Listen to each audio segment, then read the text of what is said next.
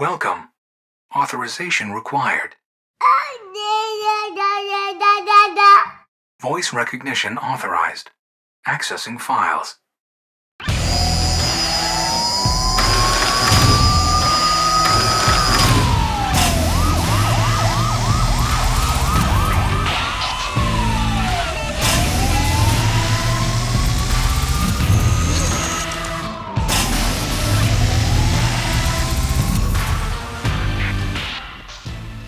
Hello there, welcome to the very first episode of this year's video series. Depending on how terrible it is, it might be the last. I hope your January went well, that you're keeping up your New Year's resolutions, but if you've already fallen off the wagon, don't worry about it, you're just like the rest of us. I'm not crying, you're crying. So we're going to go ahead and get started with the very first segment of the video, which is the interview portion, and we call this the debrief. This month, it's the top cop of the Sweet Home Police Department, Chief Jeff Lynn. Let's take a look.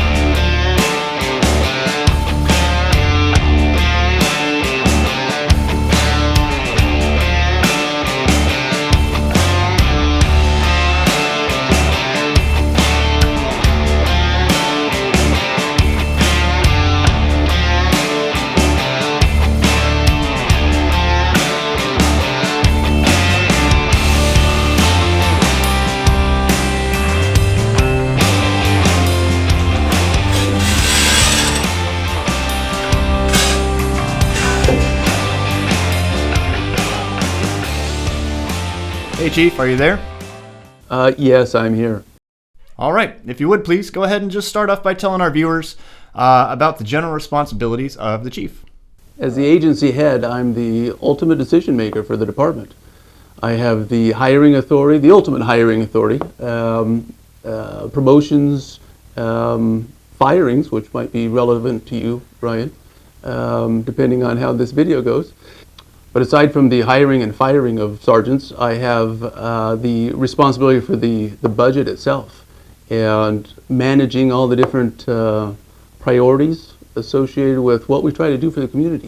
Yeah, so I noticed you left out video appearances. Well, that is part of the job now. In fact, you were one of the first people to appear in one of our top-notch productions, am I right?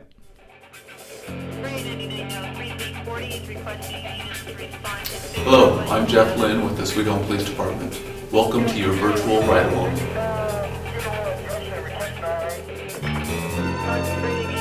Well, that was virtually the best video we've ever made. Can I just say, I hope you've gotten a lot better at this. Now, Chief, what advice do you have for somebody who's considering a career in law enforcement? I think law enforcement is one of the funnest careers you can ever consider even getting into. It's one of the few jobs that you can actually impact people on a daily basis.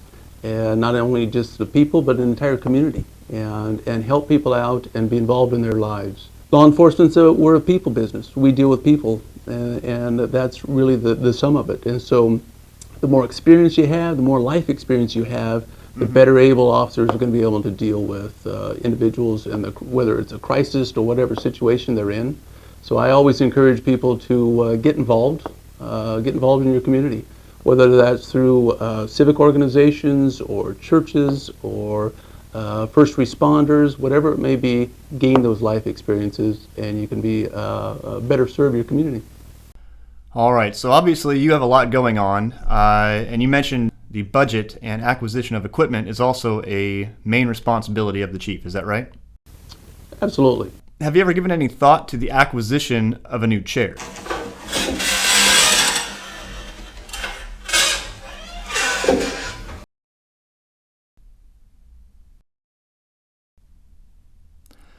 Okay, well, Chief Lynn, thanks for talking with me. I know you've got a lot on your plate, so I think we'll call it good with that.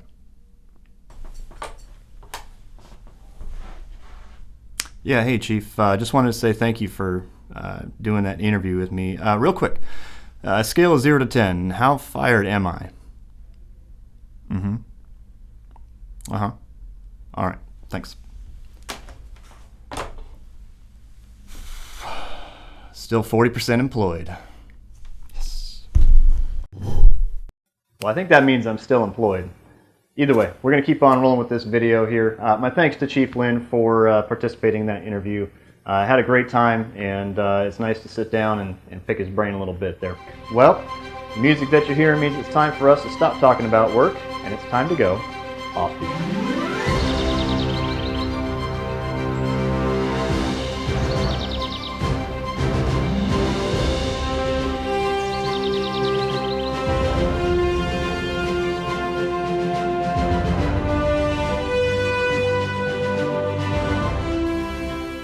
Alright, the intent of this part of the video is to show a more personal side of your public employees, and of course in the very first episode I have to throw myself on the sword first. You'll see other employees throughout the year though. Now, based on the setting, if you haven't guessed what I like to do in my off time, I guess you might say I'm a little bit of an AV nerd. Busted! That's right. Actually, I like photography and videography, and of course making these videos, you might already know that. Not that I'm great at it, but it's just that it's fun for me. I figured I'd talk about just some basic tips to get you started if you're looking to get into photography or videography, and most of you already have the tools available to you. That being the smartphone. These things are amazing these days. I'm currently using a DSLR camera, but you don't need that necessarily. These phones these days take great pictures, so just a few tips to use these to your advantage so you can really up your photography game if you're just getting into this here. Now, of course, there are many ways to do photography and many tools to use. The ways I do it may not be what you like to do, but again, if you're just getting started, maybe this will help you out. Okay, so tip number one with this handy-dandy cell phone here. I like to, if I ever can, unless I'm taking a portrait photo, do one special move that will enhance your photos, I think, quite a bit. And here it is. Are you ready for it? All right, here we go. That's it. Just doing that. When you turn your phone horizontally, it gives this landscape view. It looks more like the view that you see in your TV screen or in the movies, and just kind of our natural field of view. And so most of the time, photos and especially videos are going to look really good when you tilted that phone sideways.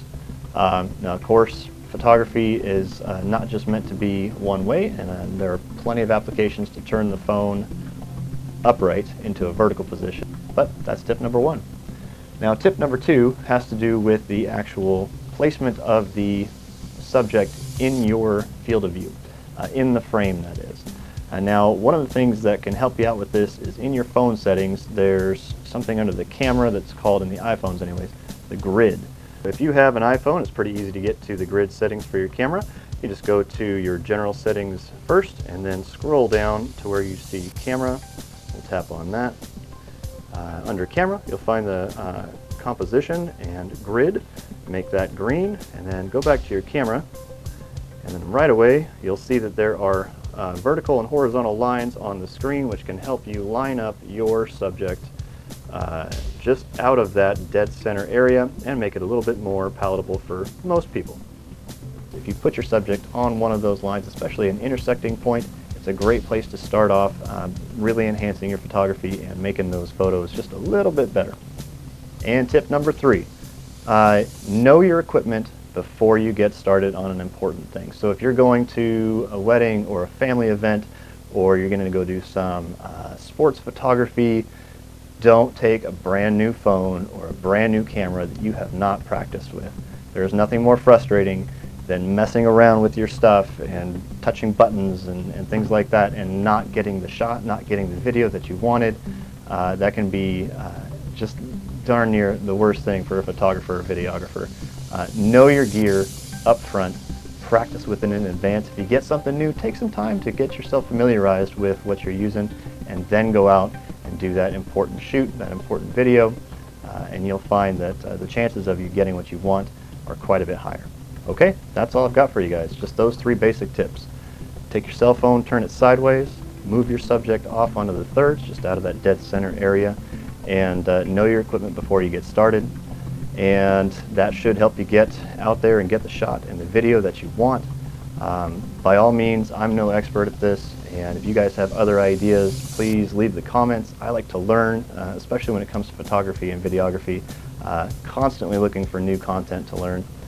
So tell me about it, and throughout the year I'll be learning other things from other employees, and hopefully it'll be a pretty good time. I might be a little bit smarter by the end of the year, but I'm looking forward to it. So thanks for learning with me, and we'll see you next time.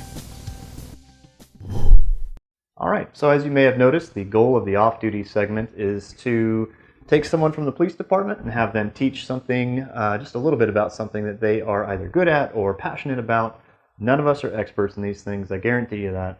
But moving forward in the year, I'm going to be the person that they are teaching, so you and I together can learn a little bit about something new, maybe something we're wanting to get involved with, or maybe we are already active in that arena and want to just sort of hone our skills a little bit, or just look for a new way to do stuff. But that's the goal of that there, so hopefully we'll find some fun stuff to do throughout the year. Alright, it's time to get to the very last segment of this video, probably the most important one of this video series, where we get to communicate with you and talk about the questions and comments that you send to us, and I think it's going to be a good time throughout the year. So let's get to this segment without any further delay. It's time for the mailbag.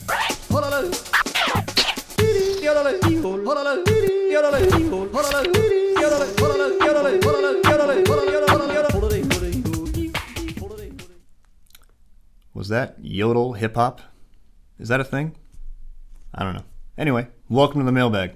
This is our first attempt at this, and I'm hoping it goes well. I'm thinking this is going to be a fun and unique way to communicate with you guys, answer any questions you might have, and we'll just see where it takes us throughout the year. But we've got a great question to start us off, and that comes from Curtis, and Curtis is asking, how has COVID impacted your ability to serve and interact with the community? He says, I personally enjoy talking with and greeting officers all the time, but I don't really get the chance anymore. Well, again, that is a great question to kick this off. And first off, I would say that we also enjoy those casual interactions. And Curtis, I hope that there's a way in the future for us to get back to high fives and handshakes on the regular, especially the cool Top Gun kind, if you know what I mean. Other than that, though, in terms of our ability to serve and communicate with the public, there's definitely been some changes to the way we do things. Thankfully, those have been mostly procedural changes. Things like the use of PPE, which of course is personal protective equipment, in case you didn't know that already. And we are also disinfecting the patrol vehicles and office spaces and things like that. So we're doing our best to be safe and comply with the procedures that have been set forth for us. I would say also that there are certain exemptions for employees with regard to their location or situation, and primarily that revolves around officer safety or communication needs. But for the most part, we are, like I said, we're putting up the barriers that we need to and using the PPE that we need to, but still trying to communicate effectively and do the best that we can for you guys. Now, I would also say that, I've always been a big fan of hand washing and gloving up. Now, don't get me wrong, I'm perfectly fine getting my hands dirty in the moment, but afterwards, watch out, hand soap dispenser. I'm coming for you.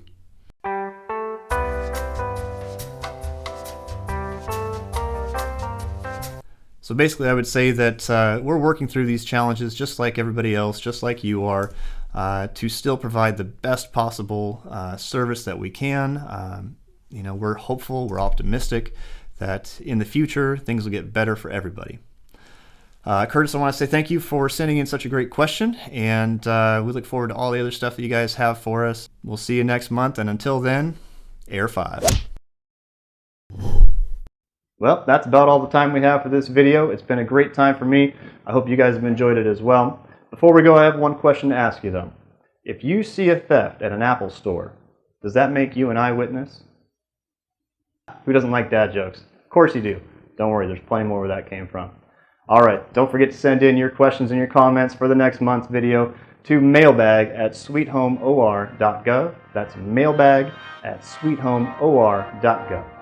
Until next time, take care, and thanks for watching.